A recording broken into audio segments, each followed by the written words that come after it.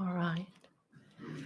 Well, Gary mentioned that 4 months ago on Father's Day in June, I gave part one of Awakening the Christ Within right here at Unity of Citrus. And you can find that YouTube replay on the Unity of Citrus YouTube channel. Today, we're just going to expand on what we learned then and close with an interactive embodiment of awakening the Christ within. Sound good? Sounds good. Okay, next slide, please. We start with the Two Doors vision, which was sent by Spirit in 1999. Now, I shared in that Father's Day talk back then what I actually experienced when that vision downloaded. So I won't repeat that here, but what I do want to reiterate is the revelations that were revealed in that message. The first one is that our purpose in life is a realization of oneness with God. Now, let's think about that for a moment.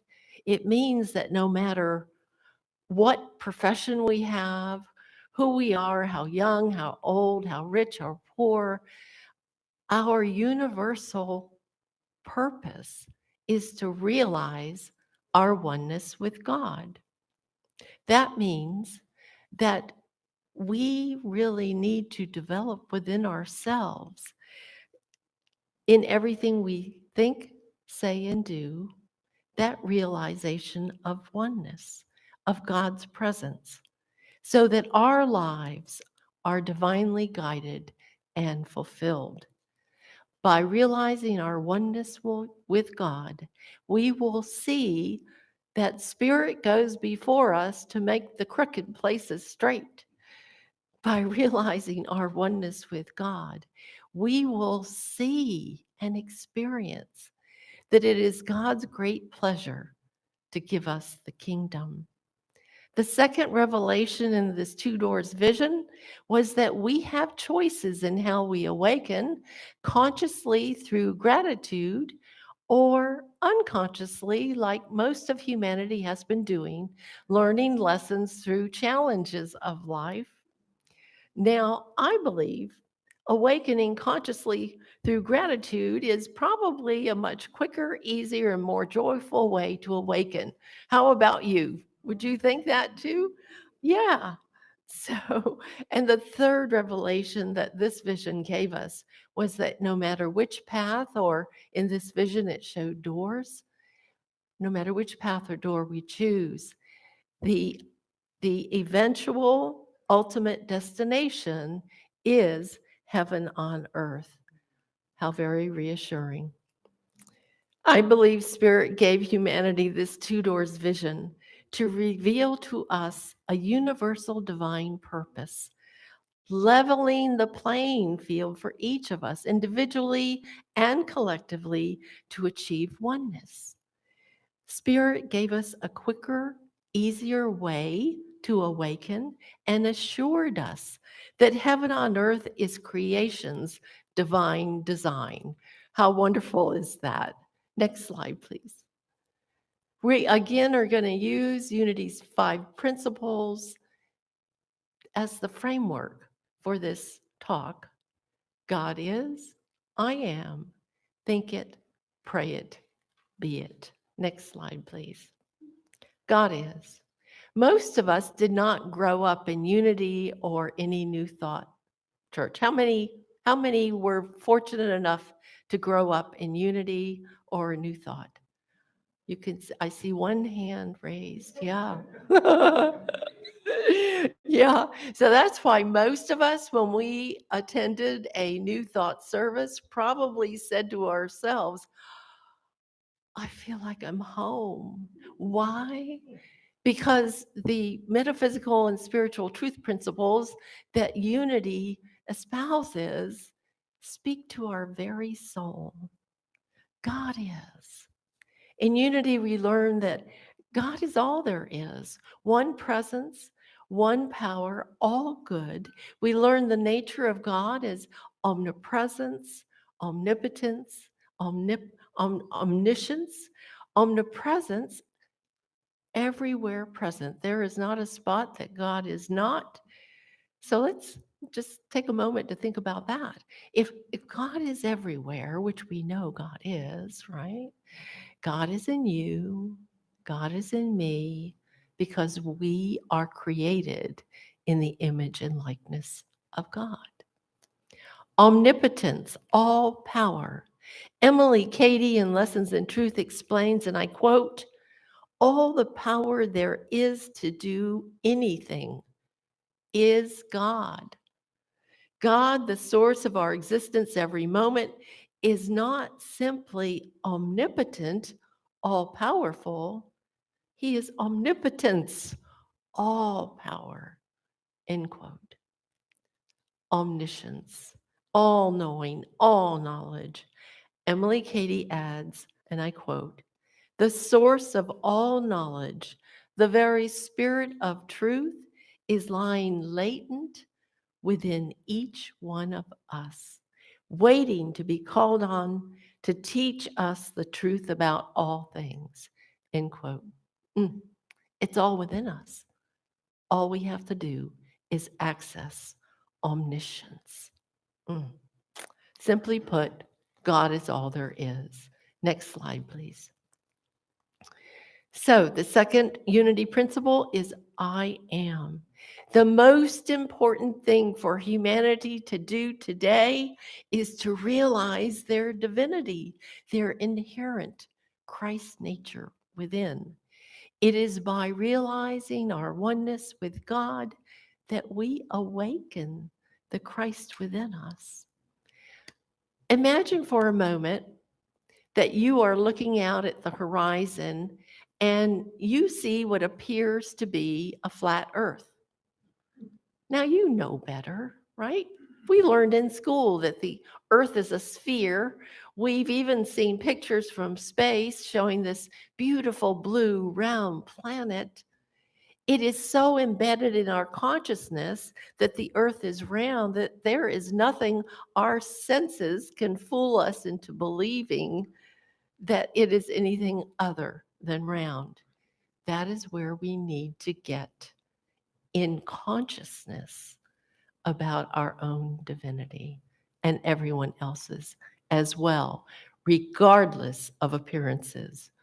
When we experience oneness with God, an all embracing love, an all encompassing feeling in our hearts full to overflowing of love, peace, and one for all, we will have realized oneness.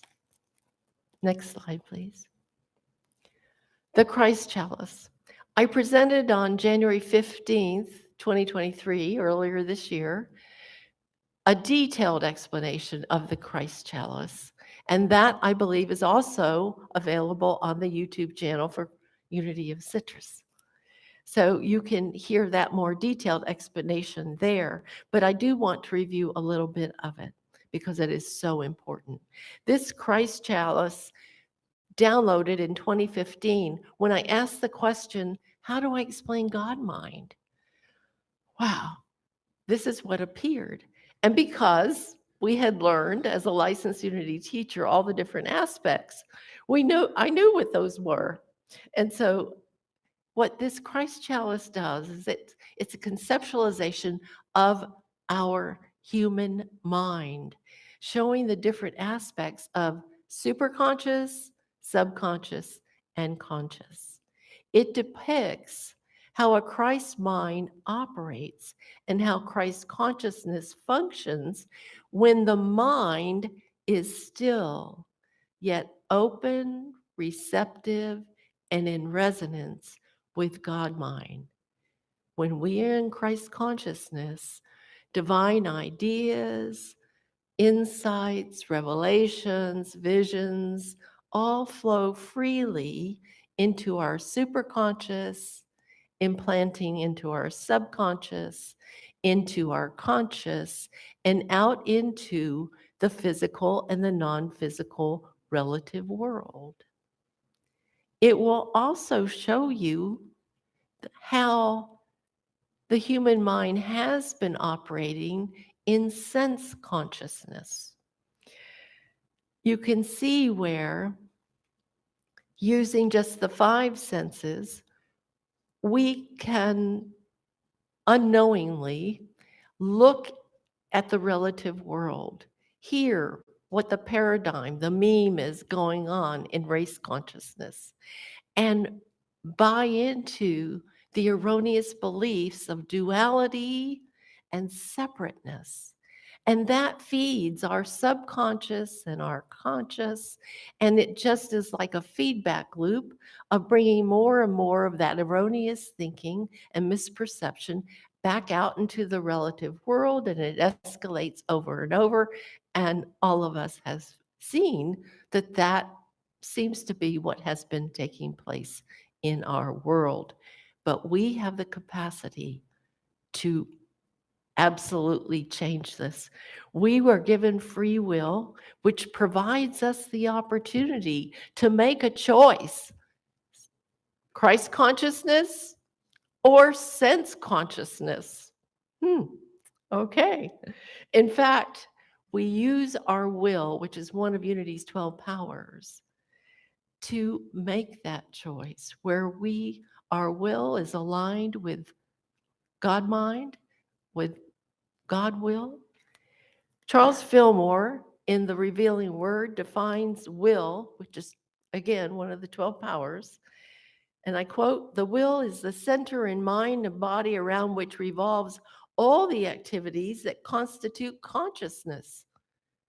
It is the avenue through which the I am expresses its potentiality. The will must resolutely lay hold and keep hold of the word of truth until the word becomes flesh." End quote. This Christ chalice provides proof that human beings are divinely created, born fully equipped and essential for realizing oneness and creating heaven on earth. Our minds are individualized expressions within God mind. When we realize our oneness and choose through the power of our will to stay attuned to God mind through our superconscious, we truly become co-creators of heaven on earth. Next slide, please. So the third unity principle is think it. Think what? Think truth, capital T, truth, of course, and think truth only. Charles Fillmore says this: "The basic principle of truth is that the mind of each individual may be consciously unified with divine mind through the indwelling Christ. By affirming at one-ment with God mind, we eventually realize that perfect mind which was in Christ Jesus." Has anyone ever heard of The Golden Key by Emmett Fox? Yeah? Good. Okay. Emmett Fox was a divine science minister and author who spoke to thousands every week in New York in Carnegie Hall during the 1930s and 40s. But in 1931, at the height of the Depression, he made known this spiritual practice. It was called the Golden Key. And this is the practice: stop thinking about the difficulty, whatever it is, and think about God instead. That's it. It's that simple, and yet it is transformationally effective. My mind is stayed on thee. My mind is stayed on thee. That is an affirmation I tell myself quite often to keep my mind, as Emmett Fox recommended, on God. There's also a little mindfulness practice that I play as a game called Looking for Light, where I keep my mind staying focused and searching only for light and good in God in every situation and circumstance. What that does is amazing. It keeps me in that higher raised consciousness. And if anyone ever tells you that is a spiritual bypass, they are they are incorrect. They are actually not realizing and understanding metaphysical and spiritual principles that we can actually see through appearance and with intention see the divine perfection in everyone. It's so powerful. And what we are doing is bringing more and more visibility of divine perfection here on earth when we actually do that. I like to use an affirmation, it's all light, it's all good, it's all God, every time I play that game of looking for light. And if you do it consistently with the game, which you will have transformational effects playing that game, I guarantee you. It changes situations, it changes how you feel, it changes others, because you're creating an energy field of high vibration by doing that.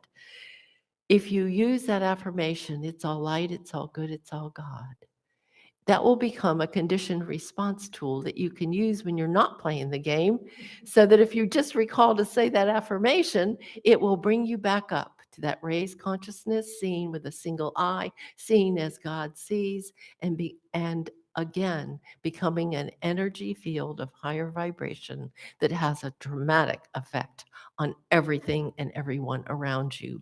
You may want to look at the website lookingforlight.net for more information. Next slide, please. Fourth unity principle, pray it. Meister Eckhart said, if the only prayer you ever say in your entire life is thank you, that will be enough. Well, we have the two doors vision that revealed to us that gratitude is how we can awaken rather than challenges. I choose to awaken through gratitude. How about you? Well, there is a practice called living in heart-centered gratitude, where you anchor to the feeling of gratitude in your heart and stay there for long periods of time. Eventually, you'll be able to train yourself and cultivate the ability to anchor to the feeling of gratitude in your heart and stay there all day, every day. I like to combine the practice of living in heart-centered gratitude with the Institute of Heart Math technique called Heart Lock-In technique. It's a wonderful practice. The Heart Math Institute, I have so much gratitude for. They have established different techniques. This heart lock-in technique is one of them, in which you can attain heart coherence. That's heart and brain coherence through slow, heart-focused breathing while sustaining a regenerative feeling like gratitude or appreciation. They have for over 30 years scientifically proven that heart coherence energetically synchronizes the heart with the brain, providing major physical, mental, emotional, and even spiritual benefits, increasing our intuition. So here's it. Our mind is the receiver, and our heart is is the transmitter. So our mind is the receiver, our heart is the transmitter. That is why learning heart coherence, how to establish heart coherence, is so very important, because it links up, it syncs up the heart and the brain to become strong pathways from God mind through our mind into our heart and out into the world. In just a few minutes, we're going to do an exercise combining living in heart-centered gratitude with the ad heart the heart lock-in technique, and then adding to it an affirmation to awaken the Christ within. Are you willing to do that with me? Okay, all right. But first, next slide, please. I want to show you these photographs. These were taken at the close of a 7-day sacred silence retreat back in 1999 at Unity Village. Dave and I attended, and interestingly, Dr. Ed Dodge and also his future wife, Carol, attended that same sacred silence retreat. In fact, that was where they met. And also, interestingly, it was after that retreat, just a few weeks afterwards, that two doors vision on a very seeming normal day just downloaded. I find that very interesting. But I want you to look at those pictures. Dave, with his camera, took this smaller photograph. You can see what I call love light streaming in from above the painting, and then also streaming through the right hand of Jesus. And if you look very carefully, you can also see a large white orb of love light entering into the painting at the frame's edge. Now, I want you to notice, I didn't say it was entering into the photograph edge. It enters into the painting. I'm not a scientist, but I think that's pretty important. So then, less than a minute later, I took this larger photograph. And as you can see, that large white orb of love light had entered through the back of Jesus and came streaming out from his heart. There's a message there. There's even more congealed little, what I call love bubbles, that congealed into more form up here that you can see. It's quite a picture. It's pretty phenomenal. Next slide, please. So here's our exercise that we're going to do.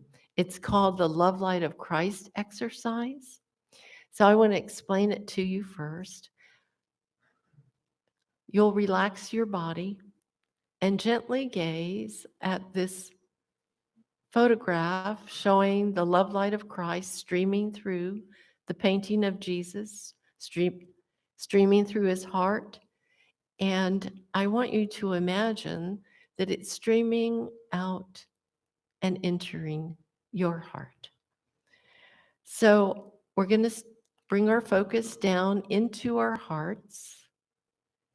And you can continue to look at it with soft eyes, but you'll have your focus down into your heart and begin to breathe slowly in and out through your heart. We're going to begin this heart coherence technique. Slowly, maybe 4 or 5 seconds on the inhale, breathing in the energy of the love light of Christ, feeling it in our body, and then slowly exhale through the heart as we silently say, I am alive with the love light of Christ. Understand?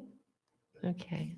So we're going to do the breathing and the affirmation 9 times together. And then there's just a little bit more of the exercise to follow. So let's begin. With a soft gaze, look at the painting. And as you do, feel the energy of the love light of Christ entering and flowing directly into you. Bring your focus into your own heart and begin to breathe slowly in and out through your heart. And as you inhale, breathe in that energy of the love light of Christ. And on the exhale, silently say, I am alive with the love light of Christ. And again, breathe in, softly, gently, the energy of the love light of Christ filling your heart, your whole body. And gently and slowly on the exhale out your heart, silently say, I am alive with the love light of Christ. Number 3, breathe in slowly. The love light of Christ, as it ignites and activates the love light of Christ inherent in you.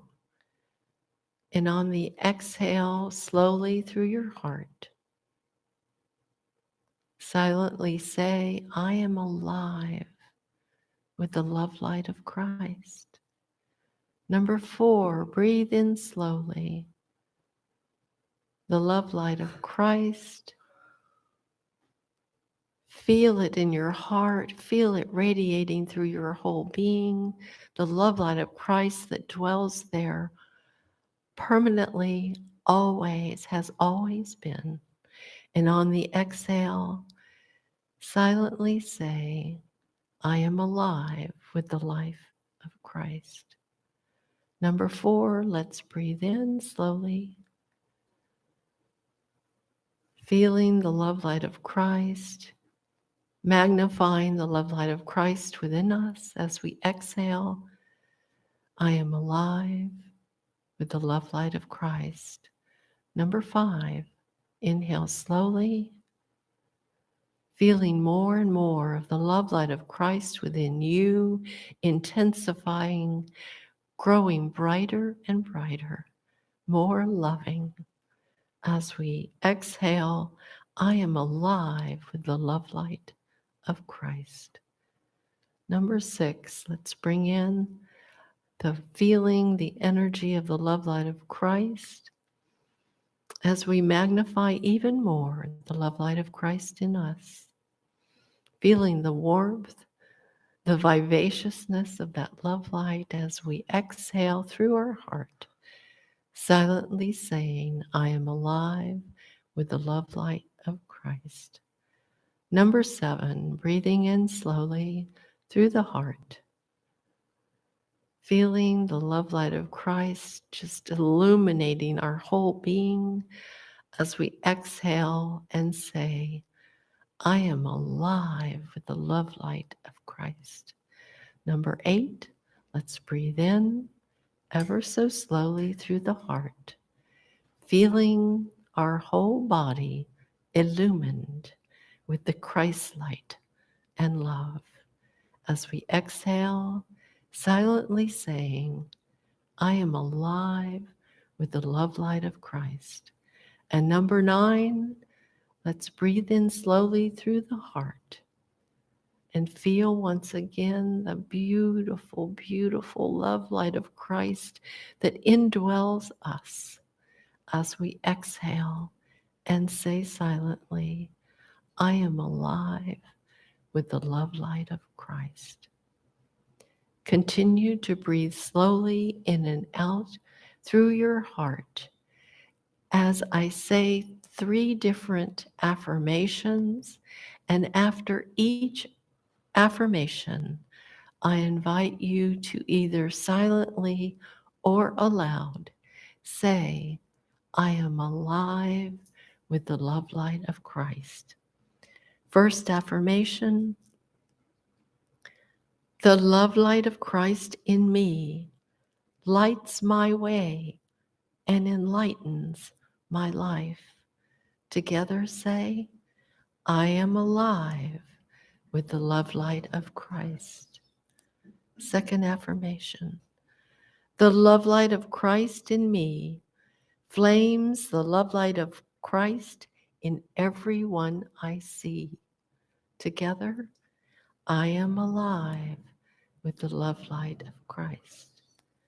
Third, the love light of Christ within each of us illumines our world with love, joy, and peace.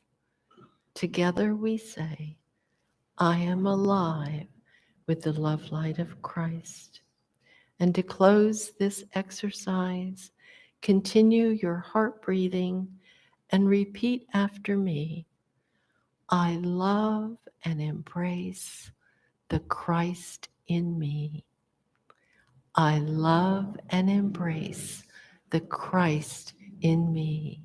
And again, I love and embrace the Christ in me. And please feel that within yourself. Feel that love of the Christ in you. Soak and bask in that feeling. Oh, breathe it in. I love and embrace the Christ in me. And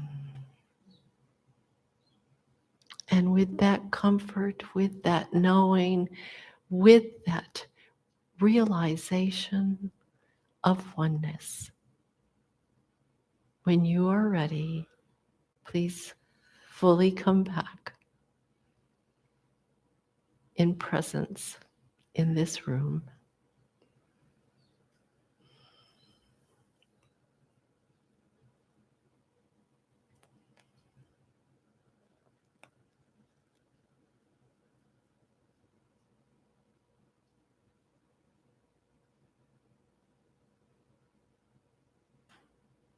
How did that feel? Is it good? Did you like it? Okay. I recommend that you say these affirmations. I am alive with the love light of Christ. I love and embrace the Christ in me. I am alive with the life of Christ. All of those information, all of those affirmations to embody in our consciousness the realization that we are divine and realize our oneness with God. There are available out there some posters that I created so that you can take home the picture and also the exercise that we just did. They're for purchase right outside the doors, the main doors of the church. So I hope you will continue that exercise every day. Next slide, please. All right. In preparing this talk, I have to tell you, I opened the revealing word towards the end of after I prepared the talk, and it fell open to a page, and my eyes fell on 3 terms that Charles Fillmore described in the revealing word. And I thought they were so important to end this talk with based on the exercise that we just did. So as I read the definitions of the terms that Charles describes, I want you to imagine how those definitions and those terms relate to the exercise that we just did. The first term my eyes fell on was transubstantiation. And I quote, the doctrine that the consecration by the minister changes the material elements to Christ elements without affecting their appearance, end quote. Now, what they're usually talking about in most religions is the changing from the body, from the bread and the wine into the body and blood of Christ. That's what they're usually referring to. But don't you see that what we just did is in essence the same thing? We're changing our inner beings by embedding it with the knowledge, the knowing, the awareness that we are divine. So, by the way, Charles wrote these definitions and these terms over 75 years ago. Since then, science has proven that there's such a thing as the observer effect, where energy waves are actually converted into particle forms by observation. So when we see the Christ love in each one of us and in ourselves, isn't that what we're doing? A form of transubstantiation. The next term my eyes fell on was transmutation, which Charles defines as change in character from one phase to another, the lifting up of mind and body from material aspect to spiritual character. Again, that's what we're doing by looking for light, by this exercise of I am alive with the love light of Christ in ourselves and each other. This is what we're doing. And the last term my eyes fell on was transfiguration, which he defines as supernatural change of appearance that takes place as one experiences the full flow of divine power through his being, a lifting up of the soul that electrifies the body, causing it to shine. I guarantee you, if you continue these exercises of embodying within yourself the realization of your divine nature, your Christ nature, the realization of oneness with God, people will be saying to you, you glow. You are radiant. You're illumined. I guarantee you that that is what will happen. We are becoming light beings, still walking the earth. We don't have to leave to do that. But transforming the very electrons and cells of our body into more light and less form. I believe we can awaken the Christ within by living as prayers of thanksgiving, which means attuning our mind to God mind as depicted in the Christ chalice, by keeping our mind stayed on God as defined in the golden key, by looking for light and good in God in every situation and circumstance, playing that little game of looking for light, which is a fun game and it's so transformational.